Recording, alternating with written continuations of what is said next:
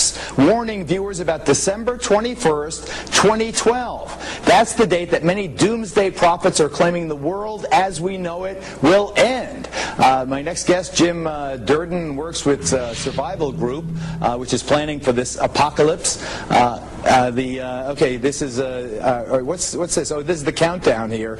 So we have 1,621 days to live here. Do you really believe this, Jim? Well, after reading Patrick Gerald's books, I believe he's put together some very compelling information that's worth cause for great concern, and I'm personally taking it quite seriously. But when you take it seriously, what can you do about it if the world's going to end? What, party? Well, what do you do? Probably a lot of partying, but we've got enough time. We've got these 1,621 days, and it's going to give me a chance to do some traveling and look for areas that may be able to sustain a civilization. Just we have to start from scratch.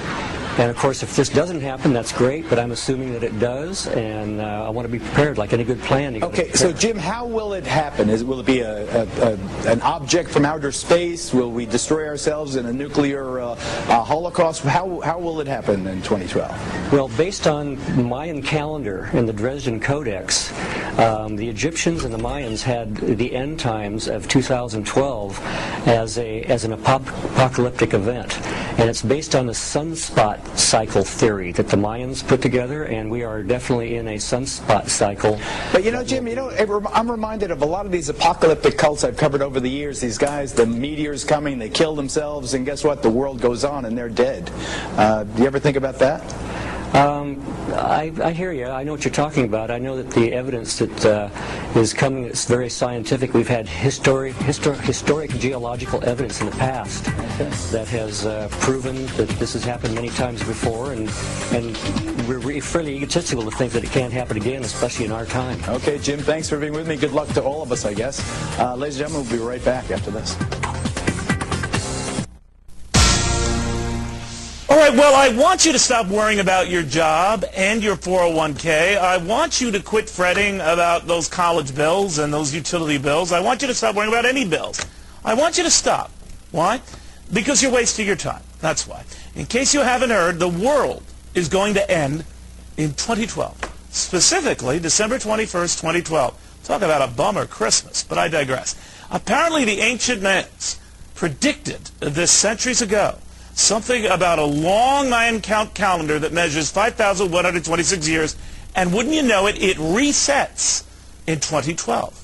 Early biblical codes in the Old Testament also point to some cataclysmic event in 2012.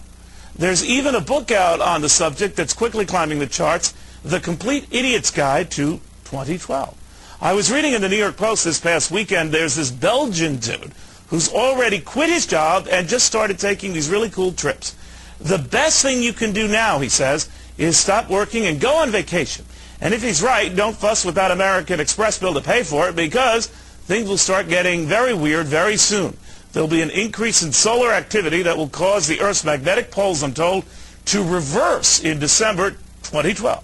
Then get ready for nice things like earthquakes and floods, and more than half the world eventually frozen over, except for much of Africa, which should dodge the doom then. So look to Africa as a fantastic real estate buy right now.